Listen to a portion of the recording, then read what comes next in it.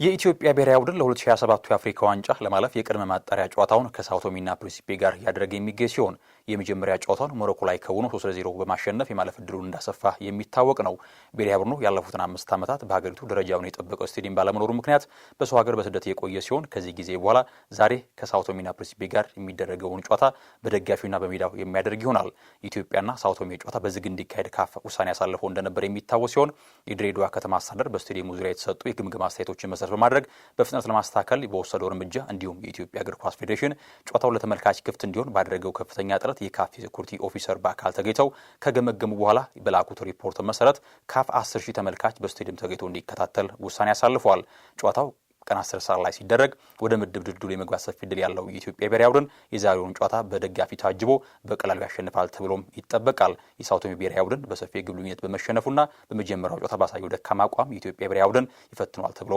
አይጠበቅም። በመጀመሪያው ጨዋታ በወላጅ አባቱ ድንገተኛ ህልፈት ምክንያት በጨዋታው ያልተሳተፈው አማካዩ ጋቶች ፓኖም ዳግም ወደ ስብስቡ መቀላቀሉ የሚታወስ ሲሆን አሰልጣኙም ተጫዋቹ ከሳውዲ አረቢያ አድካሚ ጉዞ በኋላ በቂ ረፍት ሳያደርግ በመጀመሪያ ቀን ልምምድ መጀመሩ እንዲሁም በጨዋታው በአካል ባይገኝም ሀዘን ላይ ሆኖ በጽሁፍ መልእክት ከቡድኑ ጋር ጎን እንደሆነ በመግለጽ በተጨማሪ ሀዘኑን ሳይጨርስ ሀገሩን ለማገልገል ብሔራዊ ቡድኑን በመቀላቀል ላሳየው ቁርጠኝነት ትልቅ አድናቆት እንዳላቸው ገልጸዋል። በሌላ በኩል ቢኒያም አይተንና ያሬድ ባዬ ጉዳት ካጋጥሟቸው ከስብስቡ ውጭ መሆናቸው ሲታወቅ ከናን ማርክን ትናንት ከሰዓት በነበረው ልምድ አቋርጦ እንደወጣ የታወቀ ሲሆን ከዚህ ውጭ ግን ሁሉም ተጫዋቾች ለጨዋታው ዝግጁ መሆናቸው ተነግሯል።